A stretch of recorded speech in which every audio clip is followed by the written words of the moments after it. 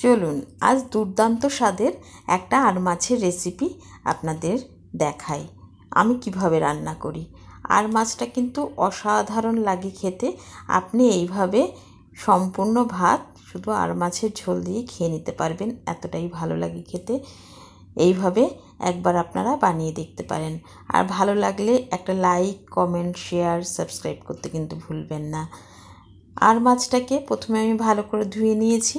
ধুয়ে লবণ, হলুদ ভালো করে মাখিয়ে নেব এর মধ্যে। আর মাছটাতে লবণ হলুদ মাখিয়ে বেশিক্ষণ রেখে দেওয়ার কোনো দরকার নেই। মাছটাকে লবণ হলুদ মাখিয়ে সঙ্গে সঙ্গে ভেজে নিতে পারেন। একটা প্যান গরম করে নেব। গরম করে তার মধ্যে দিয়ে দেব সর্ষের তেল। অবশ্যই সর্ষের তেলে রান্নাটা করবেন, তাহলে একটু বেশিই ভালো লাগবে। আর এটা কিন্তু ভীষণ ছেটে, মাছটা যেই তেলে দেবেন সঙ্গে সঙ্গে ছিটবে। আপনারা কিন্তু সামনে ঢাল নিয়ে তারপরে কিন্তু মাছটাকে রান্না করবেন। এরকম একটা ঢাকনা নিয়ে নেবেন, নিয়ে এটাকে চাপা ঢাকা দিয়েই মাছটাকে এপিট ওপিট ভালো করে আমরা ভেজে নেব। দেখুন এইভাবে ঠিক একটা করে মাছ দিচ্ছি আর ঢেকে দিচ্ছি। আর আমরা এর মধ্যে পিষে নেব কিছু মশলা। তার মধ্যে আছে 1 চামচ জিরে, 1 চামচ ধনে, 1 ইঞ্চি আদা, 3টে কাঁচা লঙ্কা আর একটা পেঁয়াজ। এটাকে ভালো করে আমরা পিষে নেব। আমি শিলনোড়াতে পিষে নিয়েছি, আপনারা চাইলে মিক্সিতেও এটাকে পেস্ট করে নিতে পারেন। আমি মাছগুলোকে দেখুন ভেজে তুলে নিয়েছি। এইবারে মাছ ভাজা তেলেই অল্পই তেল রয়েছে, তার মধ্যে দিয়ে দিলাম একটা সবুজ এলাচ আর একটু দারচিনি। এটাকে একটু যে গন্ধ, ভালো গন্ধ বেরোবে সেইটুকুনি ভেজে নেব, কয়েক সেকেন্ডই ভাজতে হবে। তার মধ্যে দিয়ে দেব টুকরো করে রাখা আলু। আলুটাকে কিন্তু আমরা কেটে একটু জলের মধ্যে ভিজিয়ে রেখেছিলাম।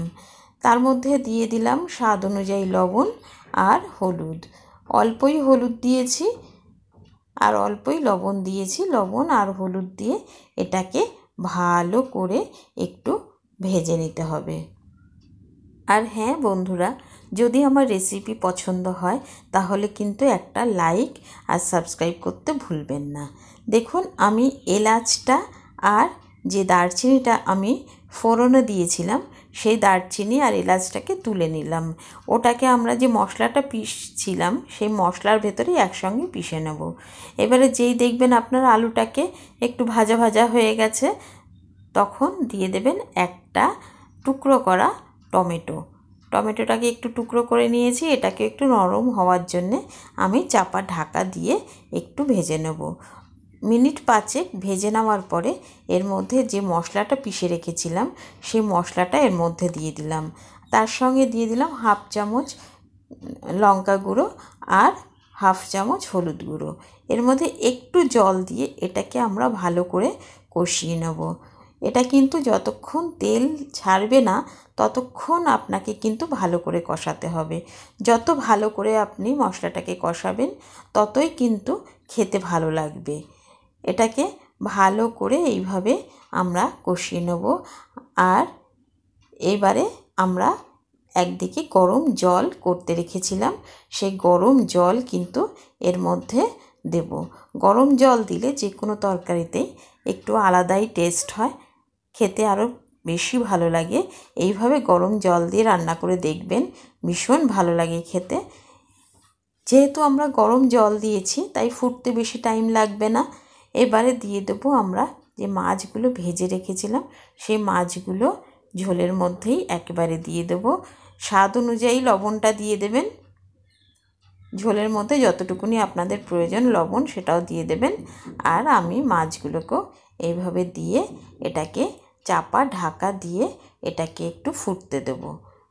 আর বন্ধুরা, যদি ভালো লাগে রেসিপি অবশ্যই কিন্তু একটা লাইক আর সাবস্ক্রাইব করতে ভুলবেন না। দেখুন এবারে যেই হয়ে এসছে, যখন দেখবেন আলুটাও একটু সিদ্ধ হয়ে গেছে, তখন আমরা এর মধ্যে 1 চামচ ঘি দেব। ঘি দিয়ে এটাকে আর বেশি ফোটাতে লাগবে না। আপনি এবারে নামিয়ে সুন্দর করে পরিবেশন করুন। সবাই ভালো থাকবেন, সুস্থ থাকবেন, সঙ্গে থাকবেন। নমস্কার।